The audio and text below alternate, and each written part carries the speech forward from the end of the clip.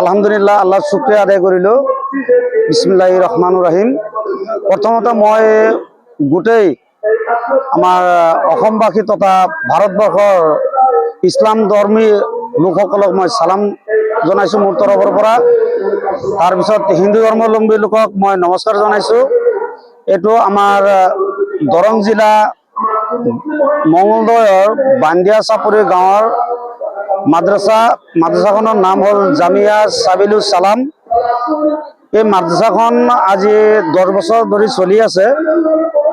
আজি অষ্টম বাৰ্ষিক ইয়াতে ধৰ্মসভা, আৰু এই ধৰ্মসভাত আপোনাৰ ধৰ্মৰ বিষয়ে আলোচনা হৈ আছে। আৰু আপোনাৰ ইয়াতে ধৰকচোন বহুতো মানুহ চাই আছে। আমাৰ এই মাদ্ৰাসাখন বহুত পিছ পৰি আছে, কোনো আৰ্থিক সহায় সহযোগিতা তাৰমানে ইমান ধৰণৰ আমি নাপাওঁ। বহুতো ধৰকচোন অসমত বা ভাৰতবৰ্ষত বহুতো ইছলাম ধৰ্মী মানুহ আছে, ধনী ধনী মানুহ আছে, হয়তো অলপ আৰ্থিক আগবঢ়ালে মাদ্ৰাসাখন অলপ উন্নত দিশত আগবাঢ়ি গ'লে হয়। আৰু ধৰকচোন ইছলাম ধৰ্মৰ লোকসকলে ইছলামৰ বিষয়ে জানিবও পাৰিব ইয়াৰ পৰা, এইটো মাদ্ৰাসাৰ পৰা।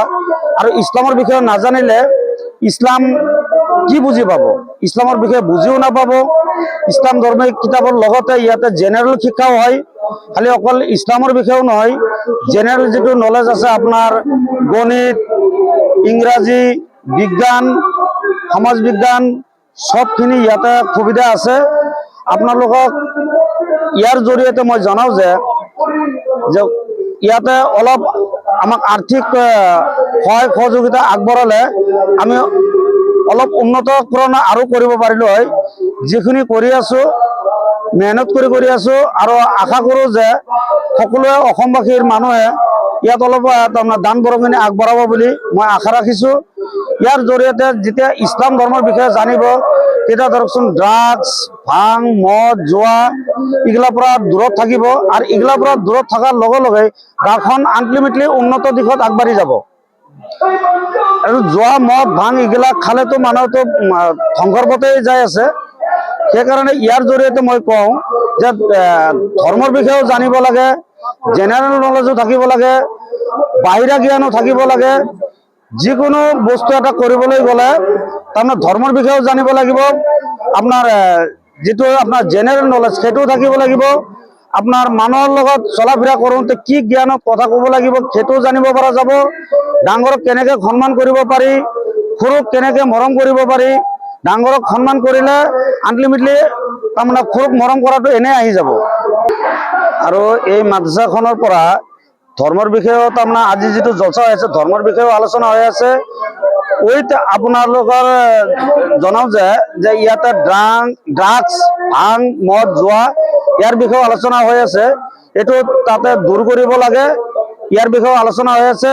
মই দৰং জিলা তথা অসম চৰকাৰকো আহ্বান জনাওঁ যে এই মাদ্ৰাসাখনত অলপ তাৰমানে আৰ্থিক অনুদান আগবঢ়ালে তাৰমানে আমি তাৰমানে বান্দিয়া গাঁৱৰ পৰা হয়তো ড্ৰাগছ, মদ, ভাং এইগিলা আমি তাৰমানে আঁতৰাব পাৰিম।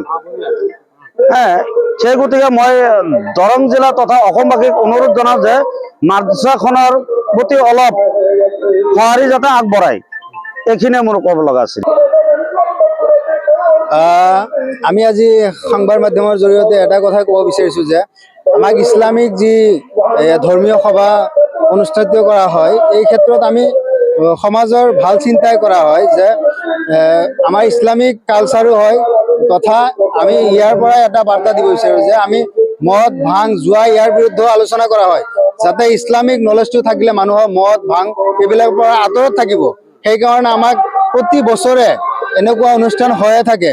অনুষ্ঠানৰ মেইন উদ্দেশ্য হ'ল মানুহ যদি আমাৰ 5 ওয়াক্ত নমাজ পঢ়ে বা ইছলামৰ বিৰুদ্ধে জানে, তেতিয়া সেইজন মানুহ কি কৰে, আপোনাৰ মদ, ভাং, জুৱা, বাল্য বিবাহ সকলো ক্ষেত্ৰৰ পৰা দূৰত থাকে। মেইন উদ্দেশ্য এইটোৱে।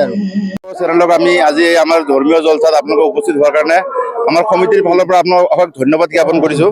আপোনালোকে নিশ্চয় দেখা পাইছে যে আজি আমাৰ সংখ্যালঘু সম্প্ৰদায়ৰ মাজত মদ, জুৱা, ভাং এইবিলাকৰ প্ৰতি যিখিনি যুৱক উঠি অহা যুৱকখিনি বেছি আকৃষ্ট হৈছে।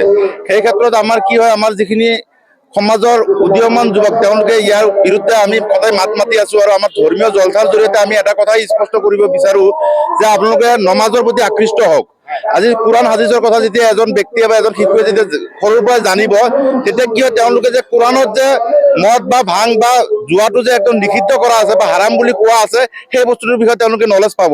সেই অৰ্থে আমি সামাজিক অনুষ্ঠানবিলাকৰ লগতে জড়িত যিবিলাক অনুষ্ঠান আছে, সেই অনুষ্ঠানবিলাকত আমি ধৰ্মীয় জলসাত আমি এই বাৰ্তাই দিব বিচাৰো যে আপোনালোকে কোৰাণৰ প্ৰতি আকৃষ্ট হওক, ইছলামৰ প্ৰতি আকৃষ্ট হওক, আৰু ইছলামত যিবিলাক বস্তু নিষিদ্ধ কৰিছে সেই নিষিদ্ধ বস্তুবিলাকৰ বিৰুদ্ধে আপোনালোকে সদায় সজাগ হ'ব লাগে, আৰু আমিও তাৰ বিৰুদ্ধে সদায় মাত মাতি যাম বুলি আমি একবদ্ধ হৈ আছো। আমি এতিয়া যিটো ধৰ্মীয় জলসা অনুষ্ঠিত কৰা হৈছে, আমাৰ আপোনালোকে জানিব পাৰি সুখী হ'ব যে আমাৰ মাদ্ৰাসাত অকল কোৰাণৰ শিক্ষাই দিয়া নহয়, আমাৰ জেনেৰেল শিক্ষাও দিয়া হয়।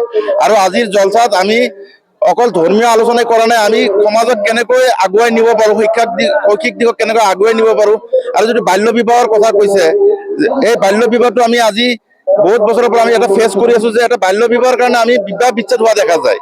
সেইবিলাকৰ বিষয়ে সজাগ কৰিবৰ কাৰণে আমাৰ এই ধৰ্মীয় আলোচনাবিলাক কৰা হয়। আৰু এই ধৰ্মীয় আলোচনাত বিশেষকৈ আপোনালোকৰ সমাজত যিবিলাক দুকৃষ্টি, যিবিলাক দুৰ্ব্যৱহাৰ, যিবিলাক আপোনাৰ কুসংস্কাৰ আছে, সেই কুসংস্কাৰৰ বিৰুদ্ধে আমি সজাগ কৰিবৰ কাৰণে এই জলসাবিলাক কৰি থকা হয়। আৰু আমাৰ ইছলামিক যিবিলাক উঠি অহা যুৱক যুৱতী আছে, তেওঁলোকক আমি সজাগ কৰিবৰ কাৰণে আমি এই জলসাৰ জৰিয়তে আমি চেষ্টা কৰো সদায়। প্রত্যেকটা মুমিন পুরুষের জন্য দান করে দেবে। একবার সুবহানাল্লাহ কইবেন না? 70 নাইলে 72 কোনটাই যদি ধরেন তাও তো 70 জন বিবি আল্লাহ রাব্বুল আলামিন জান্নাতে প্রত্যেকটা মুমিন পুরুষের জন্য দান করে দেবে। কটা করে দেবে? কটা? 70। 70টা বিবি দান করে দেবেন, আল্লাহ রাব্বুল আলামিন দিয়ে দেবেন। এবার প্রশ্ন যদি করেন, এই যে 70টা করে বিবি দেবেন, ওগুলিন কালো নাকি বা ঘুতর নাকি, নাক শয়তান পারে নাকি, এরকম অবস্থা নাকি? না না না না গো, আমি আল্লাহ রাব্বুল আলামিনের নবী বললাম সাহাবীরা। এবার যদি বলেন আল্লাহ রাব্বুল আলামিন জান্নাতে আমাদেরকে কোন কোন জিনিস দিয়েছেন, পাইগো জান্নাতি মানুষগুলিকে আল্লাহ রাব্বুল আলামিন কত সুন্দর করে ডাক দিয়ে দেবেন। বেঈমানদেরকে ডাক দিবেন কঠিন ভাবে, কিন্তু জান্নাতীদেরকে আল্লাহ রাব্বুল আলামিন ডাক দিয়ে দেবেন, ইয়া ইবাদি লা খাউফুন আলাইকুমুল ইয়াওমা ওয়ালা আনতুম তাহজানুন।